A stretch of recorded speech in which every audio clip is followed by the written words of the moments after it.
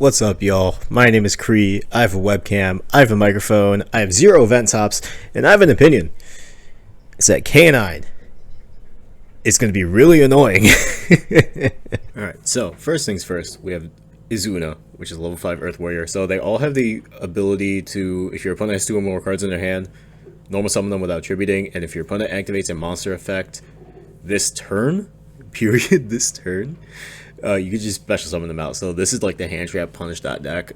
Izuna lets you do it during like the main phase, so during either player's main phase, and on summon it dumps a K9 card from your deck to the graveyard. Pretty important for later. Up next we have Jokul. She is only the normal summon, doesn't have the special summon cheat out, but instead she can reveal herself and another level 5 monster in your hand, special summon both, but you can't use them to exceed summon a light monster. And then during the main phase, as an ignition effect, you can add a non-Aqua K9 monster from your deck to your hand. She's the Aqua. Izuna is the Earth Warrior. Lantern is a Dark Pyro level 5. 2 or more.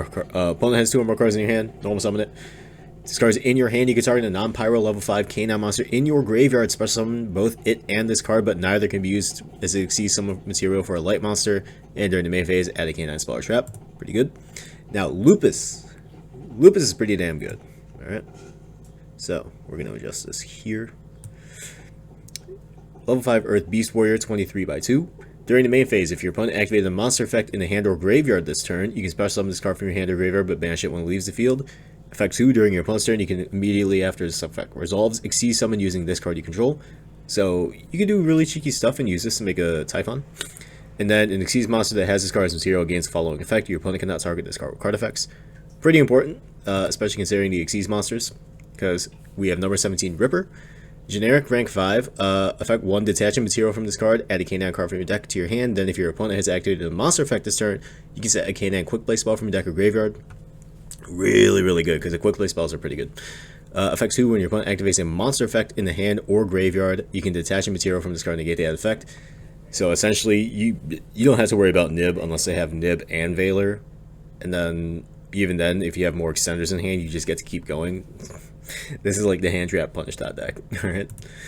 K900 Hound, 2 level 5s. It is a light, so you can't use it when you extend it, but you're typically only making this during your opponent's turn. Cannot be destroyed by battle or your opponent's card effects a turn special summoned. Each time your opponent activates a monster effect, this guy gains 500 attack. So it goes up to 3, 35, and 40 pretty fast. Then 3 during the standby phase. Quick effect, detach a material from this card, target a card on the field, banish it. So typically, you're making this either during your opponent's battle phase or their end phase. So that way, during your next standby phase, you get to pop something on the board. Or actually banish something on the board, which is pretty crazy. And then he just turns into a 3k beater if they try to deal with other things you're doing during your turn. Now, we have the K9 EX Werewolf, which is a rank 9. How's a rank 5 deck making rank 5? We'll get to that. You can only use the second effect of this card once per turn. Effect 1, while this card has material, it can make a number of attacks each battle phase up to the number of those materials. This thing is 3,300 attack. So it's clearing boards.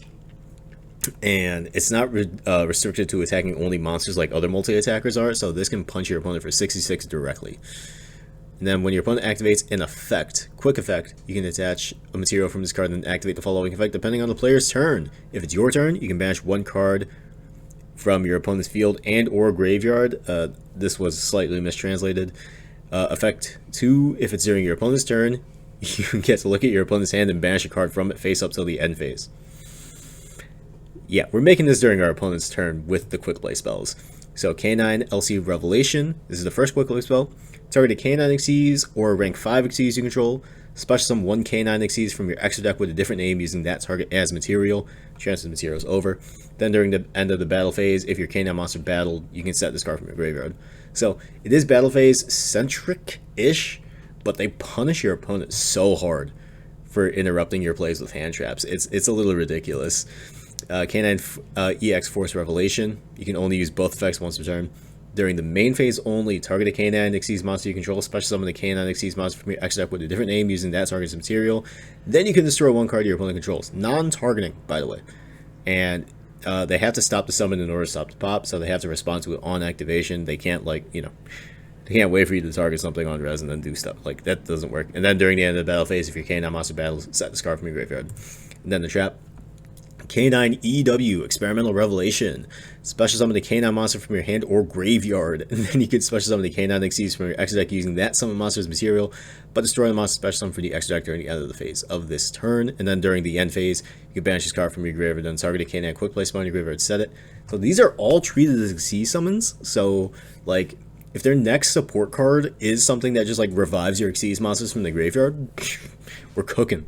I mean, we're already kind of cooking because like Lithium and Exordia Duelist have really, really solid replays showcasing like how nutty this deck is when your opponent decides to hand trap it, because they kind of have to hand trap it, otherwise your turn one end board is like low-key very annoying to deal with. So as far as non-engine support cards you want to be playing, Chaotic Elements for sure. Chaotic Elements searches a Dark Pyro or Aqua that's level 5 or higher. So you can search Lantern and Jokel, which both in turn search your monsters and your spells and traps, which is really, really good. Battle Guard Echoes, I don't see a lot of people playing this, and I understand why, because it's not as versatile as Chaotic Elements, because Chaotic Elements can also pop cards if your graveyard's loaded up, whereas Battle Guard Echoes is literally just going to sit there occupying a zone, in turn grabbing your Izuma.